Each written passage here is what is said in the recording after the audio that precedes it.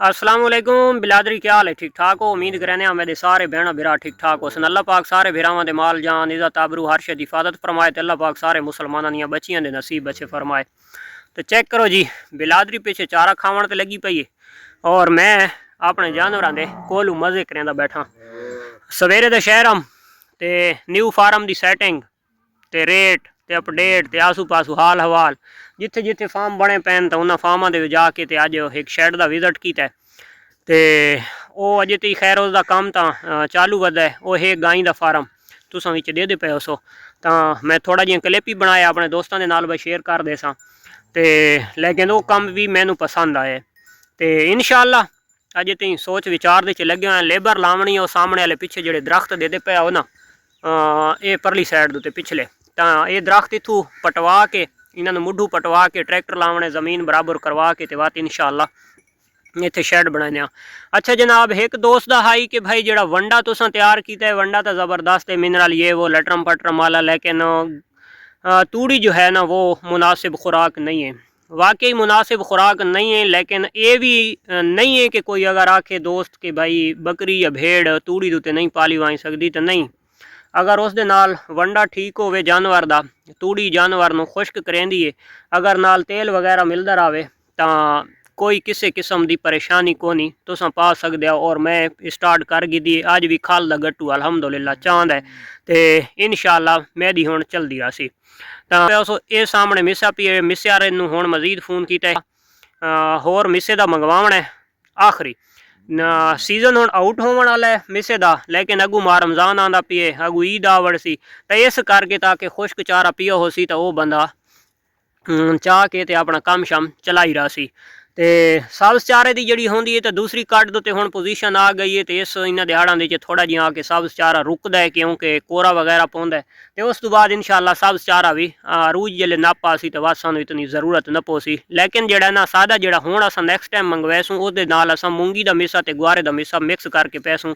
जेड़े दोस्त कॉल करके पुछदे न भाई गुआरे दे मिसे दा मौसम कब तक है, तो तुसां जनाब थोड़ा थोड़ा पैंदे राह वञो, खैर है कोनी मसला।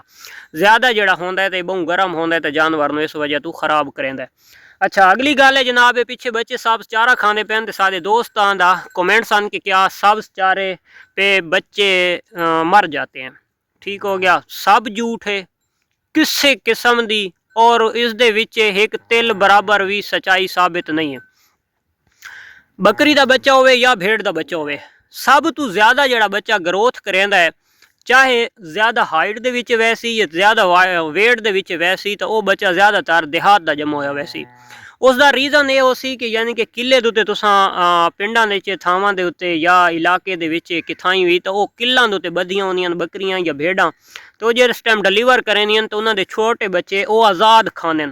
आज़ाद तो मुराद यह है कि उदू वैसन भज के माँ का मिल्क पीसन, हल्के असां फार्मर बड़ा टाइम दे टाइम मिल्क देने, वो सीन भी नहीं होंदा बेटाइमा पीने। दूसरे नंबर दोते वो बच्चा वैसी भज के नस के वैसी उत्थे थोड़ा जिहा खासी वत नस के आसी माँ तले वड़सी दू चू घाटे मरेसी वत मल वैसी। अच्छा उसका यानी कि टोटल जड़ा शुरू तो ग्रोथ होंदी है वो दो चीज़ां तो होंदियां, एक मिट्टी तो होंदी है तो दूजे नंबर तो सब्ज़ चारे तो होंदी है। ठीक है, उन्होंने किसी किस्म की कोई रुकावट नहीं होंदी है, ना उन्होंने शुरू तो कोई वड्डा होंदा है कोई ना कहाँ होंदी है। वो जानवर बड़ा मोटा ताज़ा बड़े मजबूत जोड़ां दे विच बड़ा तैयार थी सी, हल्के ना उसनों कोई ताकत का इंजैक्शन लाया वैसी, ना उसनों कोई मिनरल दिता वैसी, ना उसनों कोई कैल्शियम दिता वैसी, कोई चीज़ ना होसी। उसके बावजूद भी बच्चा लाजवाब हो सी। वो क्यों लाजवाब हो सी कि उन्होंने आज़ादी है।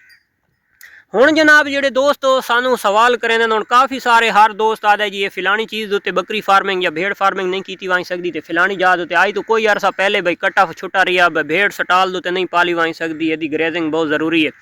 तो अल्लाह की कट्टा बजा है तो हुण नवा कट्टा है कि भाई फल बिल्कुल सब्ज़ चारे ते पाली नहीं सकता। मैं आदा भाई सब्ज़ चारे तो इलावा फल पालना मुमकिन ही शायद कि नहीं है। ठीक हो गया, सब चारे तो देख गिनो कहना कोई पेट तो पिछू लटका हुआ नजर आंदा पी है, सारे बिल्कुल स्ट्रॉन्ग हैं माशाल्लाह फिट हैं, वंडा भी खाते पैन खुश्क चारा मिसा भी सादे यानी कि बच्चे छोटे खाते वदन। ये हुण सैकेंड टाइम इत्थे छुट देन ये भाई दे ध्रुक है, ये उन्हें भाज के आसन इत्थे मिसे दुते वो गए वो सामने खगुल खाते वदन, इत्थे हुण भाज के आसन इत्थे थोड़ा जिहा मिसा खासन ये देखो ये आंदे पैन ये मिसा खासन इत्थे किहड़े दा पेड़ तुहानू लमका होया नज़र आंदा पिए, किसे दा पेड़ ना सी। ये जी सब्ज़ चारे दे नाल जानवर लम्मे वेंदा है। वो लम्मे किस वजह तो वेंदे, सब्ज़ चारा खा खा के किले दे उत्ते अगर बद्धा रह वञे ना तो वो लम्मे वेंदा हुंदा है। जेड़े जानवर वर्जिश करेंदा रहे ना, भईदा धरुकदा रहे, तो किसी किस्म की कोई परेशानी नहीं आती। मैं एक तुहानू होर मज़े की गल शेयर करा कि अज तो कुछ अरसा पहले जिस टाइम मेरा टोटल ओनली ऑन ग्रेजिंग होंदी आई, थोड़े जानवर आते चराई शराई फिरावन टरावन आंदा आई ना, तो उस टाइम मेरे जड़ियाँ घर दियाँ लेलियाँ वधियां यानी कि जियां भोली वधी है, डोडी वधी है, मिस्टर फिरतू वधा है, भी वधी है। तो ये लेलियाँ जड़ा ना मेरे घर दियां लेलियां इन्हों की बहुत बड़ी हाइट आई। उस तो बाद जिस टाइम स्टाल दुते तो अच्छा डाइट तो अच्छे वंडे तो अच्छा फार्मूला आया ना, तो ब्रीडर भी बहुत अच्छा है। उस दे बावजूद भी जिथे पहलियाँ छतरियाँ हाइट खड़ी है, पहलियाँ भेदा हाइट खड़ी है, उत्थे दूजियाँ हाइट नहीं खड़ी। ठीक हो गया। ये एक जिंदगी का मैं बड़ा सबक सीखा कि यार वो बच्चे शुरू तो रांदे भी चराई दुते आन, मिट्टी भी रज खाते आन, भज नस भी होंगी है। जिस टाइम मिट्टी खावे वाइयां वाइयां अस लूण की चूंडी मूँह देंदे आसे चा, या सरों का तेल देंदे आसे चा, बई उसनू बंद न थी ते रुकावट न थी वेस। तो माँ के तले भी आज़ाद रहने हैं, भईदे धरुकते भी रहने हैं, फसल वाड़ी भी वढ़ते हैं, तो फल भी बड़े स्ट्रोंग होंगे हैं। हुण जनाब केयर भी ज्यादा है, बच्चे नूं मिल्क भी टाइम का मिलता है, कैल्शियम मिनरल लटरम पटरम भी टाइम दी है, इंजैक्शन भी जनाब ताकत वाले लगते हैं। उस दे बावजूद भी ब्रीडर भी अच्छा है, बच्चे हुसन दे भी ठीक आते पैन, प्राइस के हिसाब नाल आखां भाई सस्ते तो नहीं, सस्ते भी कोने महंगे, लेकिन सारिया गल्लां होवन पईयां जिथे हाइट वो आज़ादी दे विच पहुँचती आई, उत्थे हुण सानू बंद करन दे विच नहीं है। तो इस वजह तो ये जिहड़ा फुलाक तैयार थींदा पिए, तो इस फुलाक नूं मैं तकरीबन 2 घंटे पर डे दे विच आज़ादी देंदा पिया। इस वजह तो आज़ादी देंदा पिया कि थोड़ी जी अपनी जी वर्जिश होंदी है, जी खेल कूद होंदा है ना छोटे बच्चे का, तो वो इन्हां दा मुमकिन रहे, ये ना मुमकिन असां न करा। तो नैक्सट टाइम इंशाअल्लाह जड़ा उत्थे मैं फार्म तैयार करना है ना, तो जड़ा परली परली साइड उसी ना आखिर बाउंड्री दुते, तो बाउंड्री दुते मैं छोटे किड्स की ही सैटिंग करनी है। तो वह परली साइड दुते एक दरवाज़ा लैसा कि वह दरवाज़ा खोला तो जार और पर निकल गए करें, वो पर अपने घर के नाल उधर पिछले पासे, तो उदे यानी कि उन्होंने चारा वगैरह तो यानी कि उन्होंने भजन रुकण का इतने भी असी जा बनसा, तो इंशाअल्लाह नैक्सट टाइम उदे उन्होंने भजन रुकण वास्ते वर्जिश वास्ते अजाफी जा दी वैसी, ताकि बच्चा ज़्यादा स्ट्रोंग थी वे, मिट्टी दे भजे धरुके फिटनेस दे विच रहिंदा है, तो बच्चा वर्जिश कर गिंदा है। तो हर चीज़ की केयर होनी पई है। मिट्टी तो बचाते पाया डिवर्मिंग जेंटल गिनने जनाब, जेंटल गिन के तो जो टाइम 15 तो 20 दिहाड़ा का बच्चा थी, तो जेंटल के नाल असां उसकी डिवर्मिंग करें, यानी कि डिवर्मिंग भी बड़ी टाइम दोते, अगे डिवर्मिंग ही कोई होंगी, बच्चे भी स्ट्रोंग होंगे हैं, समझ नहीं आती भाई के पोजीशन है। तो चलो जी, ये जिंदगी के एक सबक हैं, ये मिलते रह धिक्के धोड़े इंसान खाँदा रहा, तो लेकिन जड़ा ना जड़ा दोस्त आके ना भाई सब चारे दोते ना मुमकिन है, तो भाई ना मुमकिन कोई चीज़ नहीं है, तो सब मुमकिन है। आजकल सब मुमकिन है, कोई चीज़ मुमकिन ना मुमकिन वाली तो गल ही को नहीं।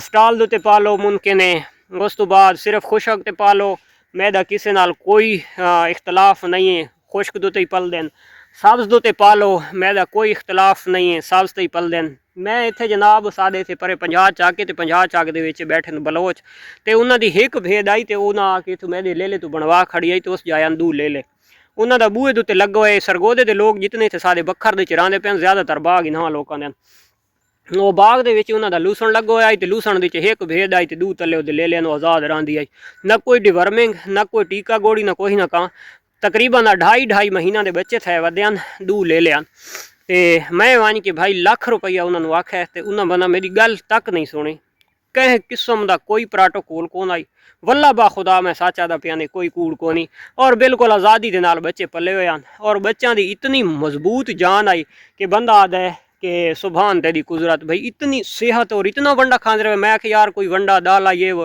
आके बाऊ कोई शह कोई ना पाइंदे, राती बने चा सवेरे नाल छोड़ देने, तो सारे दिहाड़ उदा लूसना तो बाग बद्दी रही गले माल्टे शाल्टे खाँदी है, तो कोई उत्तू पट के खाँदी पत्तरे तो घाह शा खा के, तो मुड़ शाम लिया वही, तो मुड़ अस बन सटेने। इस ये तरीकाकार आई, तो बच्चे स्ट्रोंग ही स्ट्रोंग हैं। तो चलो जी, मिलते हैं इंशाल्लाह नेक्स्ट वीडियो। उम्मीद करें आज की वीडियो अपने दोस्तों वास्ते पसंद। अल्लाह हाफिज़।